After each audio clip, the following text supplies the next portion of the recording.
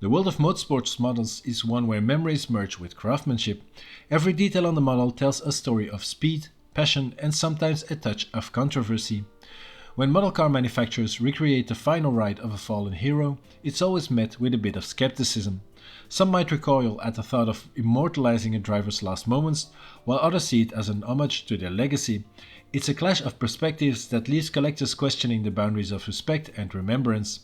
To me, these model cars are more than just models. They are vessels of memories, a bridge to the past, a tangible link to drivers who pushed the limits and left a mark on history. Behind every model lies a narrative, a story that transcends metal, resin and plastic and speaks to the heart.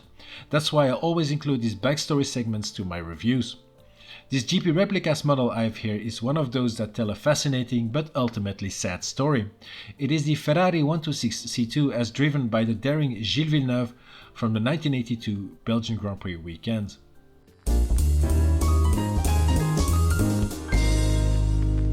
Est-ce que vous pensez à la mort? Non, je pense absolument pas à ça. Je suis conscient du risque, je suis conscient que c'est dangereux. There are a few reasons why this model car is an important one for me. Of all the teams in F1, Ferrari is the one that speaks to me the most. F1 and Ferrari are almost synonymous, and as Sebastian Vettel once said, everybody's a Ferrari fan. Even if they're not, they are a Ferrari fan. The recent signing of Lewis Hamilton to the Scuderia is a prime example of that. The second reason is that this particular Ferrari, the 1982 126C2, is probably one of my favorite F1 cars ever. It's right up there in terms of beauty with the Jordan 191 or the Ferrari 156 Sharknose. The third and main reason is that it's a Gilles Villeneuve car, more specifically the car in which he sadly lost his life during qualifying for the 1982 Belgian Grand Prix at Zolder.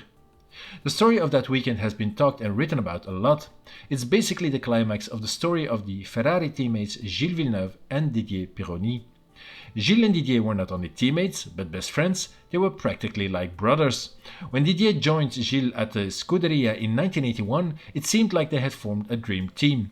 The world's best driver in Gilles and a seemingly trusty wingman in Pironi to support Ferrari and Villeneuve's quest for the world championship. For the outside world, Gilles was seen as the number one of the team. He had been in Didier's position before, playing the wingman of Jody Scheckter, the 1979 world champion. Il Commendatore Enzo Ferrari thought of Gilles as a second son, but still wanted equal treatment for both drivers. Villeneuve, however, never felt threatened by Pironi and made him feel welcome in the team. Gilles was generally the faster of the two, but Didier was a bit less impetuous in the races. That being said, in their first season together, Gilles won 2 races as opposed to none for Didier. Pironi didn't even finish on the podium that year in what was a pretty poor car. For 1982, Ferrari had finally produced a good race car, it seemed. The Harvey Postlethwaite redesigned chassis was now more on point, and Ferrari was on course to fix the reliability issues they had the year before with their brand new turbo engine. The start of the season was really difficult for both drivers though. They either had mechanical failures, spins or crashes, or in the case of the Grand Prix at Long Beach, disqualifications due to technical irregularities, let's say. At the San Marino Grand Prix, Ferrari were handed a lifeline, with some teams boycotting the race due to the ongoing FOCA-FISA war. Of the big teams, only Renault and Ferrari competed at Imola. Both Renaults of Prost and Arnoux retired early in the race though, and the Scuderia were on course for an easy 1-2.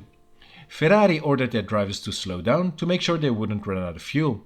Gilles was leading when the pitboard slow was shown. He took that message as hold station, as it had been used in the past when he was teammates with Scheckter. He thus slowed down, allowing teammates Pironi to catch up to him. Didier then passed Gilles, who thought Pironi wanted to put up a show for the Tifosi in the remaining laps. Villeneuve passed Pironi again and went into the last lap leading. On the run down to Tosa, the only real overtaking point of the track, Didier passed Gilles yet again and aggressively chopped him off. He held on to the lead and crossed the line in first position. Gilles was baffled with what just happened, and to his dismay the Ferrari team took Pironi's side at first. The Canadian felt betrayed and finally saw what a lot of people had seen coming and what his wife Joanne was suspecting the whole time. From the moment Pironi arrived at Ferrari, he felt he had to use psychological games to gain an upper hand within the team. He knew Gilles would be the faster of the two, so he used every little trick available. In the run-up to the Imola race, Pironi married his longtime girlfriend Catherine Blenny. His best man at the wedding was Ferrari team manager Marco Piccinini, whom he had befriended since arriving at the team. Gilles, even though he felt they were best friends at the time, wasn't even invited. This all had passed by the straightforward and apolitical Gilles until the events at Imola. Villeneuve was hurt that he wouldn't believe Didier was that kind of person, and he swore to never speak to Pironi again. 2 weeks later at the Belgian Grand Prix at Zolder, Gilles was on a mission. During qualifying on Saturday, Pironi was on provisional pole. Gilles, who had used up all of his special qualifying tires, was on his way back to the pits after failing to beat the time set by Pironi. In typical Gilles style, he was still on the ragged edge, driving at full speed. When he came across the slow driving march of Jochen Maas at the fast undulating Butte corner, Gilles prepared to pass the march on the right. However, at the same moment, Maas decided to move out of the way of the fast approaching Ferrari. He also swerved right and a collision was inevitable. The Ferrari was launched into the air and came back crashing down, flipping several times. Due to the incredible forces, Gilles was thrown out of the wrecked car, flying across the track, landing in the catch fencing, having lost his helmet in the process. Gilles was given CPR and airlifted to the Sint-Raphael Hospital in Leuven, where he later died that evening. His accident was one of the most gruesome in F1 and something that will stick with you if you've ever seen it. In a dark twist of fate, Pironi was one of the first ones to arrive on the scene. Deeply shocked by what he had witnessed, Didier walked back to the pits holding his and Gilles' helmets. Many people say Pironi's betrayal was the cause of the accident, with Gilles being so incensed at what happened at Imola, he needed to beat Didier at all costs. More likely, he just made a judgment error at the worst possible time. With Gilles being Gilles, he had that accident was going at full speed, just like he loved to live his life. Pironi's demeanor changed a lot after Villeneuve's death. Gilles' widow Joanne never forgave Didier for his betrayal, although she never blamed him for Gilles' accident. Unsurprisingly, Didier was not invited to Villeneuve's funeral. He himself had an almost identical accident at Hockenheim later that year, ending his F1 career. More tragically, he later died in a powerboating accident, leaving his then pregnant girlfriend behind. When she gave birth to twin boys later on, she named them Didier and Gilles. One of these boys, Gilles Pironi, is part of the Mercedes F1 team as an engineer. Gilles Villeneuve is still an immensely popular figure in the F1 community, especially with the Tifosi. To me, Gilles is one of these true legends of the sport. I've never seen him drive as I wasn't born when he died, but from all the race footage, the many documentaries I've seen, the books and magazines I've read, I can only admire the true racer he was. When F1 fans see the number 27 on a Ferrari, they always think of Gilles Villeneuve even more than 40 years after his untimely death back on that Saturday, May 8, 1982. GP Replicas obviously think the same way because this release is the umpteenth version of Gilles' Ferrari 126C2. They have previously released versions without a figurine, then versions with a driver in it too. There are several different races the models are based on, like the Long Beach Grand Prix version with that illegal double wing, or the San Marino Grand Prix without the front wing. Bigger scale 112 versions have been made too by GP Replicas. This model here is a bit of a special edition though, as it's from the Gilles Villeneuve collection they recently started. These models basically have different packaging, and the base is also orangey red as opposed to black on the regular releases. This model from the Gilles Villeneuve collection version is slightly different though, and I'll point out these differences later on in this review. Rival brand BBR also made versions of Gilles' Ferrari 126C2. They have been released a long time ago already, and I actually owned one of those BBR models. They were the first to release a 1/18th version of this car, so of course I immediately jumped on it as it's one of my favorite F1 cars. I expected a lot from that model, and maybe that's why I was actually a bit disappointed by it. It just didn't fit the standards I have of BBR, so I sold it again afterwards. Although I'm often critical of GP Replicas, I wanted to give it another go for this specific model car.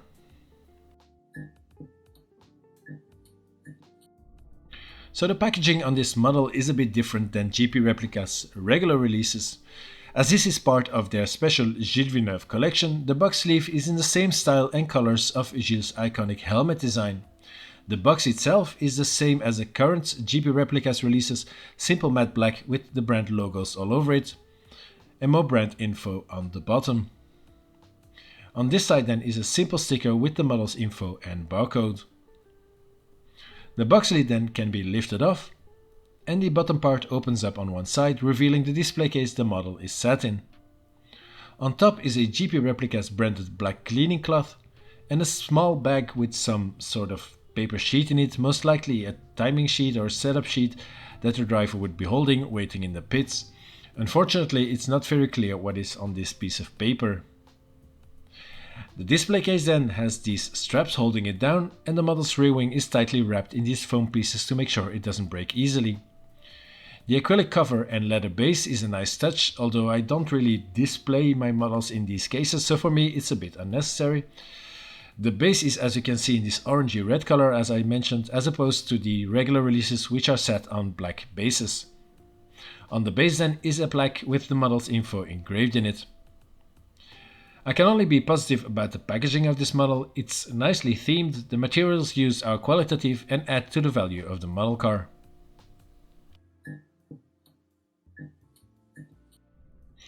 So sometimes I feel GP Replicas put so much effort in the nice packaging to distract from the lesser parts of the model car. Thankfully, with this model here, this is not the case. There are still a few irregularities I found on this model, although they aren't very bad. On their previous releases, the biggest problem on this particular car was getting the wheel size right. To be fair, no model of the 126C2 have ever been correct in that regard, especially with the rear tires. The most common mistakes I've seen is that the sidewall of the rear wheels is way too thick and the rim too small, and in fact the sidewall of the rear wheel should almost be the same size than the fronts.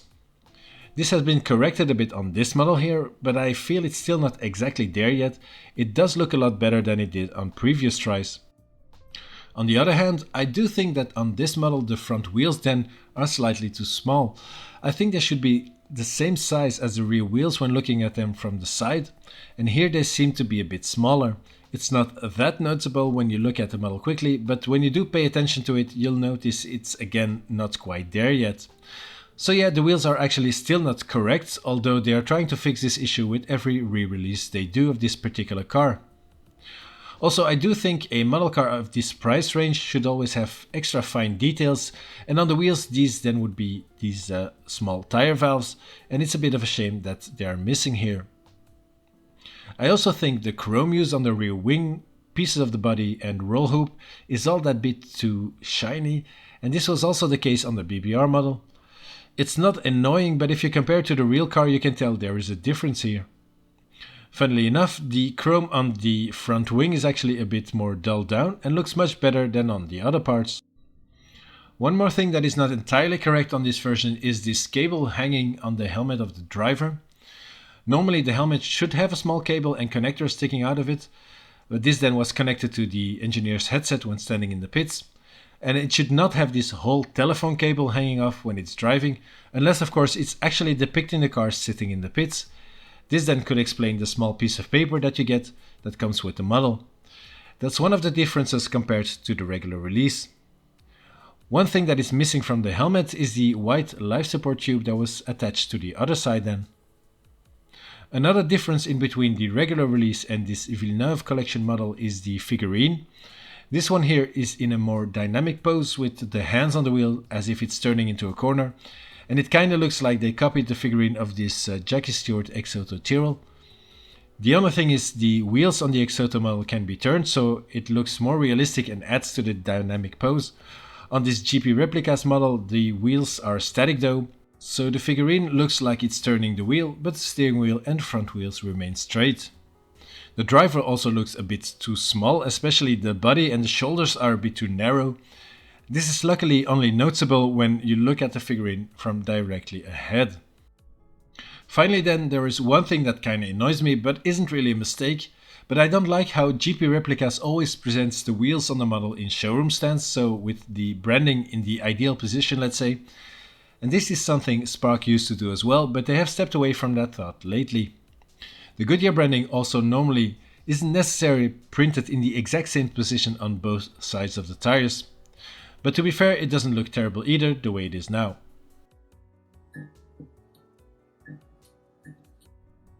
This model car still has lots of good things going for it as well, starting with the overall look. Although I mentioned the front wheels are a tad too small to my liking, I do still like the overall look of the model. Of course I'm biased as I love this car so much, but I've got to say from most angles it looks very good. I also really like the small details you notice from the get-go, like all these rivets on the bodywork, all of these air intakes too, especially the NACA duct on the front. and the gills on the side of the side pods. The skirt area on the side pods looks very nice as well, with this brownish yellow part and these pieces of tape, let's say, holding it together. I did criticize the size of the wheels a bit, but the wheels themselves look rather good. They look pretty detailed and are in this nice two-tone copper and silver color. The best parts of this model are the cockpit and engine though.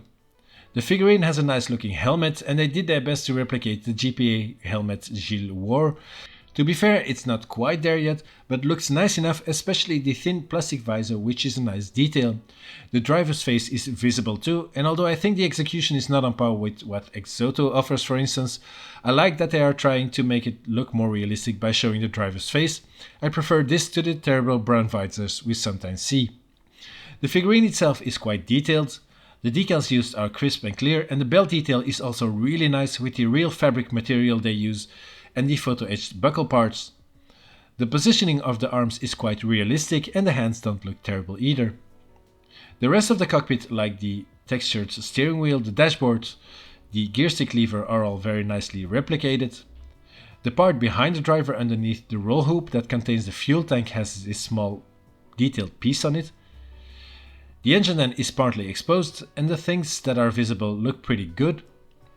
There's quite a lot going on with these red leads that catch your eye immediately and this fine transparent tube connected to this piece right here. My favorite parts are the two exhaust pipes though, with heat discoloration on the tips. The rear suspension and the gearbox then are very visible too, and here the level of detailing is pretty good as well. I also really like these translucent big brake ducts on the back and also on the front. From the back you can really see the suspension structure attached to the gearbox casing. I like that you can see these two big drive shafts clearly. The rear wing support pillars has this nice rivet detailing in it and the rear light is connected to it. The wing itself is pretty simple and small. The two rear wing planes are separate pieces, or so it seems. It does look quite good though, and this small separator piece is a nice added detail. So in terms of details, it does conform to the expectations I had of this GP Replicas model. They're pretty good at adding these small fine details and the execution is improving every time.